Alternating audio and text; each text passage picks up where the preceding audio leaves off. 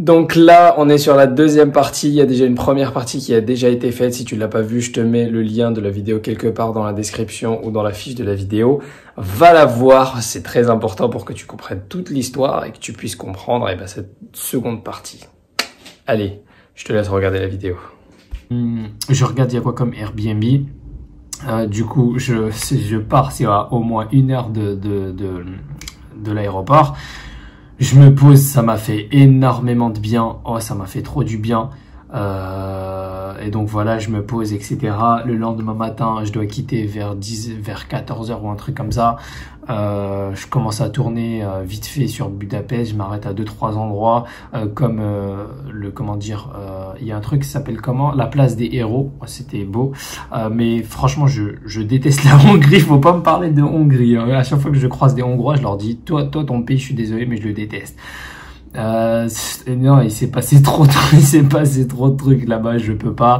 En plus, quand j'essaie de prendre mon bus et je rentre le ticket, c'est pas le bon ticket. Après, la meuf, elle me dit, ouais, non, t'aurais jamais dû rentrer ton ticket. Elle m'embrouille, la meuf, elle me dit, t'aurais jamais dû rentrer ton ticket dans ce train-là ou dans ce bus-là, c'était fait pour ça, etc.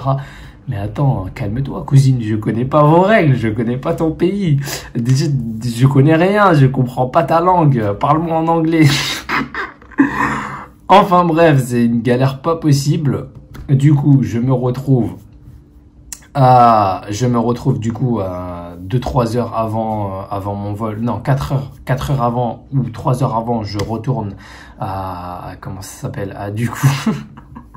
Je retourne du coup à mon aéroport, et là, cette fois-ci, je peux bien partir directement. Sauf que là, il me refait une escale en Pologne, donc je me retrouve à repartir en Pologne. Donc je fais des allers-retours comme ça là, c'est n'importe quoi. Du coup, j'ai une escale en Pologne et après j'ai une escale directement, je sais plus, je crois que c'est directement au Japon ou peut-être ailleurs, je sais plus. Non, je crois que c'est une escale en Philippines vite fait, mais c'est même pas une demi-heure, 1 heure. Et après voilà, directement au Japon. C'était une galère pas possible. Je crois que j'ai dû passer 48 heures ou même plus ou moins 3 jours en voyage. J'arrive à Tokyo. Moi, j'avais prévu d'arriver à Osaka, mais j'arrive à Tokyo. Du coup, ce qui se passe, c'est que je me retrouve à Tokyo et il faut que je voyage à Osaka. Donc, le voyage n'est pas terminé. J'arrive dans une capsule. Je teste les capsules du coup en arrivant au Japon. Mauvaise expérience, j'aime pas du tout, ça pue l'alcool, c'est des cases dans des cases, non c'est n'importe quoi, on dirait tu rentres dans un corbillard, c'est de la merde, j'ai pas aimé du tout, mais c'était une expérience que je voulais tenter, j'ai pas aimé. Après, qu'est-ce qui se passe, c'est que là du coup j'essaye de planifier pour partir à Osaka. J'arrive, donc le lendemain matin, je dois bouger de ma capsule, j'essaye de trouver autre chose, donc cette fois-ci je teste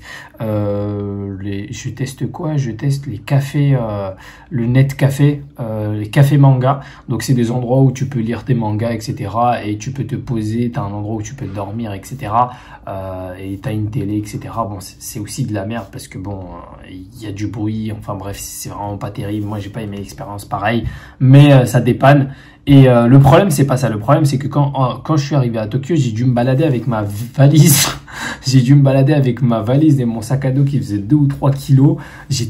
Franchement, j'étais fatigué. Le voyage n'était pas terminé, en fait. Le voyage n'était pas terminé. Et donc, je devais me balader partout avec ma valise, etc. Non, j'en pouvais plus. Franchement, j'en pouvais plus. Quand je suis arrivé à Tokyo, franchement, ça m'a achevé de me balader partout avec ma valise. Après, le soir, du coup, j'avais quoi? J'avais mon bus de nuit. Le bus de nuit, ça te permet de dormir, etc. Comme ça, tu payes pas ton hôtel. Mais pareil, j'ai pas du tout aimé l'expérience. En plus, j'ai payé cher mon bus. Alors que, en fait, maintenant, en y repensant, je me suis fait arnaquer.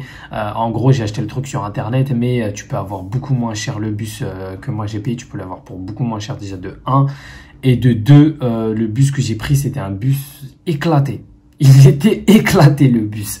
Aucun confort. Alors que les bus, les autres bus de nuit que tu prends, tu les payes moins cher. Enfin bref, tu payes moins cher et tu as plus de confort, etc. Bref, j'arrive à Osaka. Je prends un hôtel et là, ça y est, je souffle un petit peu. Je fais ma douche, je me pose tranquillement. Je commence à tourner un petit peu et à voir vite fait. Mais les emmerdes ne sont pas finies parce que je dois trouver où m'installer. Le problème, c'est ça, c'est que j'ai pas forcément planifié dès le départ où je voulais. Je savais que je voulais aller à Osaka, mais j'ai pas planifié dès le départ où je voulais me poser, tout simplement parce que pour moi, ce qui était important, c'était que je sache vraiment où je vais aller.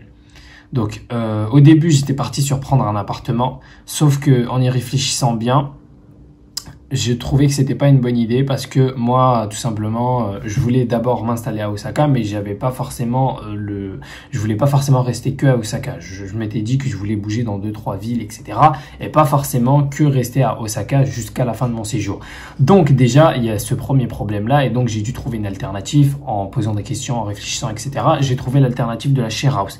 Ok, top. Maintenant que j'ai trouvé l'alternative de la share house, il fallait que je trouve celle qui me convienne, tout simplement, parce que c'était important pour moi que la share house, le lieu où je vais vivre, me corresponde. Déjà de 1, il fallait pour moi qu'il y ait des étrangers et des japonais, et pas que des étrangers ou que des japonais, c'était important pour moi. Il fallait que la share house soit bien d'un point de vue de la chambre, d'un point de vue de l'espace que j'ai, les espaces partagés, tout ça pour moi c'était important aussi, parce que et comme je tourne des vidéos, etc., il fallait qu'il y ait une certaine luminosité, qu'il y ait une certaine lumière, etc. Il fallait pas aussi que ce soit une toute petite chambre où il n'y a pas de place, parce que c'est quand même un endroit où je vais devoir travailler, que ce soit pour les vidéos ou pour les autres business que j'ai. Et donc voilà, enfin bref, mais là je te raconte la version courte de l'histoire, parce que la version prolongée, c'est que quand je suis arrivé à Osaka, eh ben je devais d'abord trouver dans quoi j'allais héberger, et donc ça prend du temps, tu sais, c'est un truc qui prend énormément de ressources mentales, parce que tu te dis ok, je suis arrivé à Osaka, mais qu'est-ce que je fais? Je suis dans mon hôtel et chaque jour tu prolonges ton hôtel, chaque jour tu prolonges ton hôtel, parce que tu sais pas combien de temps tu vas rester dans l'hôtel. Et donc je prolonge mon hôtel et je réfléchis, bon, qu'est-ce que je fais? Et après, je commence à me poser les bonnes questions. Je commence à me dire, ok, ce qui est important, là, je suis en train de chercher un appartement, mais en vérité, un appartement, c'est pas fait pour moi. Et après, quand je commence à chercher les share house, je commence à me dire, non, quand je commence à chercher mon appartement, après, je me dis, ouais, mais quand je vais être dans mon appartement, déjà de 1, je vais être tout seul. Donc, niveau social, ça va pas être terrible. Je connais personne. Ça va être difficile pour apprendre la langue. Je vais avoir une barrière de ouf. Si je prends après, jusqu'au moment où le point décisif, ça a été de me dire, mais en fait, mais pourquoi je vais prendre un appartement, alors qu'un appartement, déjà, c'est compliqué parce que quand t'as 1 an, ça passe, mais c'est pas tout le monde qui veut te prendre pour 1 an. Mais c'est surtout, en fait, que je me suis dit que, en fait, je me tire une balle dans le pied, parce que si je prends un appartement, ça veut dire que il faut que je reste dans cet appartement. Et moi, j'ai pas envie de rester dans un seul appartement et de plus pouvoir bouger ou de changer de ville. Donc, c'est vraiment... et ça prend des jours, tu vois, tu y réfléchis le premier jour, le deuxième, le troisième. Après le troisième jour, tu te rends compte que c'est les share house qu'il te faut. Et après, du coup, tu commences à planifier plein de visites parce que la share house est importante pour toi. Et donc, je visite plusieurs share house par jour jusqu'à que je m'étais donné la deadline. Donc, j'avais 1 semaine. Je m'étais donné la deadline de 1 semaine pour trouver mes share house. Dès que je l'ai trouvé, je me suis installé. Et là, tout allait beaucoup mieux. C'était la fin du stress, c'était la fin des embrouilles, c'était la fin des emmerdes. Ça y est, je commençais à respirer. Et après, c'était que du kiff. Franchement, honnêtement, bon, c'est pas que du kiff. Il arrive des fois où c'est pas que du kiff. Mais honnêtement, là, je kiffe de ouf depuis que je suis au Japon. Je suis trop content d'avoir traversé toutes ces difficultés. Ça me fait une belle histoire à raconter.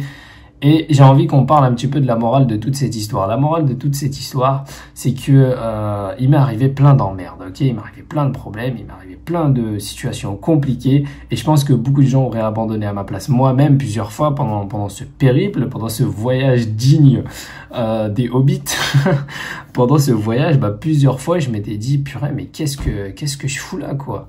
Qu'est-ce que je fous là? Quand j'étais en Hongrie, je me disais, mais qu'est-ce que je fous là? Quand j'avais mes 24 heures là et que j'étais paumé dans une ville, dans un pays, je veux plus entendre parler de la Hongrie. Moi, ça y est, c'est fini. Je veux plus entendre parler de Budapest. Quand j'étais là-bas, je me suis dit, mais qu'est-ce que je fous là dans ce pays? Je connais personne. C'est des pays que j'aime pas. Je comprends rien à ce qu'ils racontent les gens. Je me disais, mais qu'est-ce que je fous là, quoi? Qu'est-ce que je fous là? Et après, c'est quand ça continue les emmerdes, quand t'es au Japon et que tu te balades partout avec ta valise, là, tu prends aucun plaisir pendant les premiers jours à Tokyo. Après, quand t'arrives à Osaka et qu'à Osaka, tu dois trouver le bon appartement, tu dois trouver le bon truc, tu te poses des questions sur ton avenir, sur ton truc. Enfin bref, plein d'emmerdes, plein d'embrouilles, mais la finalité de l'histoire, c'est que j'ai pas abandonné et aujourd'hui, je kiffe ma vie. Aujourd'hui, je suis en train de kiffer, c'est juste kiffant. Je suis trop content d'avoir fait ce voyage. C'est super enrichissant déjà parce que j'apprends énormément de choses, je découvre de nouvelles cultures, je découvre le Japon, ça n'a rien à voir avec la France dans tous les points quasiment. C'est tellement différent et c'est tellement passionnant et je m'épanouis de ouf. Je fais des rencontres de ouf. J'en apprends beaucoup sur moi. Là, par exemple, typiquement, une des compétences que je trouve dans lesquelles je me suis vraiment pas mal démerdé, c'est ma compétence à être ultra sociable, en fait. Personnellement, je suis quelqu'un de plutôt introverti, mais j'ai des compétences, en fait, par rapport à moi qui je suis quand même, je suis de base introverti, mais j'ai aussi une grosse partie de ma personnalité où, comment dire, bon, après ça c'est la process com, j'ai pas envie de m'étaler sur ça, mais du coup je découvre aussi que je suis quand même super bon à être sociable en fait. Et du coup je me suis constitué un réseau en même pas un mois, 2 mois, je me suis constitué un réseau de fou quand même. Et non, franchement c'est kiffant, c'est que du bonheur. Et donc là la morale de l'histoire pour moi c'est que il faut pas abandonner. Ok, en fait c'est pas il faut pas abandonner, je pense qu'il faut savoir reconnaître le bon moment quand il faut abandonner ou quand il faut pas abandonner. Pour moi, je m'étais dit que, ok, quand j'étais en Hongrie, je m'étais dit, ok, si j'ai une autre emmerde dans le genre où on me laisse vraiment pas prendre mon vol pour le Japon, et ben là ça veut dire que c'est peut-être pas fait pour moi parce que moi je suis quand même croyant et donc quand il y a trop d'événements comme ça qui te bloquent sur ton cheminement, c'est que et qu'il n'y a pas d'évolution. Donc là par exemple si j'aurais été confronté une deuxième ou une troisième fois au fait que je ne puisse pas aller au Japon, bah franchement honnêtement j'aurais choisi un autre pays parce que j'étais intéressé beaucoup par le Japon, mais pas que le Japon, j'avais d'autres pistes en tête et donc là je m'étais dit ok, si le Japon ça veut pas, bah je partirai une autre fois, c'est peut-être pas le moment pour moi. Et puis voilà, et après quand je suis parti au Japon, donc il y a eu une progression, et donc là j'ai été confronté à d'autres problèmes, des problèmes de fatigue, des problèmes de peut-être que j'avais pas les bonnes infos, les bonnes adresses, j'ai pas planifié mon coup, etc. Mais c'est des choses avec lesquelles tu apprends, tu vois, ça te fait grandir en tant que personne, ça te fait grandir en tant qu'individu, et c'est comme ça en fait qu'au final t'arrives à devenir une meilleure personne, tu vois, ça te fait grandir d'un point de vue développement personnel, ça te fait grandir. Le développement personnel, c'est pas juste ce que tu vas apprendre dans les livres, c'est aussi la confrontation à la réalité, la confrontation à sortir de sa zone de confort. Et là c'était x100. Là je suis sorti de ma zone de confort x100, que ce soit pour l'anglais, que ce soit pour les adresses, que ce soit pour les contacts, que ce soit pour se démerder dans des situations de ouf comme celle-là. Et voilà, donc ça c'est ma morale ça c'est ma morale de l'histoire. Donc si toi aussi il t'arrive il arrive quand en fait en gros t'es vraiment envie de faire quelque chose et que t'es vraiment envie de tout simplement atteindre un certain objectif ou un certain projet et t'as envie de le concrétiser, le finaliser et que t'as des emmerdes, t'as un chemin semé d'embûches, bah faut que tu te confrontes à ces embûches-là, faut que tu te confrontes à ces difficultés-là, parce que ça fait partie de la vie. Tout ce que tu as envie d'obtenir dans la vie, il y a un minimum de difficultés à obtenir, sauf ce qui est type fast-food, type série, etc. Ça, c'est de la gratification court terme, mais ça te fait pas évoluer. Alors que ce voyage, moi, ça m'a fait évoluer. Le fait de me confronter à la difficulté, ça m'a fait grandir en tant que personne, et ça doit être pareil pour toi. Il faut pas que tu aies peur de la difficulté, il faut que tu l'affrontes à bras le corps. Et moi honnêtement tous ces événements qui se sont passés, après c'est parce que j'ai quand même un petit background en développement personnel, c'est quand même parce que j'ai un petit background en business, parce que j'ai dû être confronté plusieurs fois dans ma vie à plein de difficultés, qui fait que en fait quand j'ai eu ces difficultés là, ben j'ai pas tout de suite été dans un état émotionnel en mode trash, tu vois. C'était compliqué, tu te poses des questions et c'est normal parce qu'on est des êtres humains, on ressent des émotions, etc. Mais j'étais quand même, ok, on va laisser encore une chance. Ok, on va voir qu'est-ce qui va se passer. Tu vois, je suis curieux, je me mets en mode curieux. Qu'est-ce qui va se passer? Est-ce que je vais pouvoir y arriver ou pas à cet objectif-là? Et si j'y arrive pas, bah, c'est pas grave. J'aurais tenté et je ferai autre chose à la place. Je partirai dans un autre pays à la place. Et donc voilà, ça c'est ma morale de l'histoire, j'espère que tu as apprécié. Si ce genre de format te plaît, j'en ferai d'autres, hein. Tu vois, j'ai plein d'anecdotes sur ma vie totalement loufoque à te raconter, donc si ça t'intéresse, je le ferai. Et puis voilà, moi je te dis Diana, et puis je vais kiffer encore un petit peu plus le Japon, et puis toi si c'est ton kiff aussi, on pourra peut-être se croiser. Allez, ciao.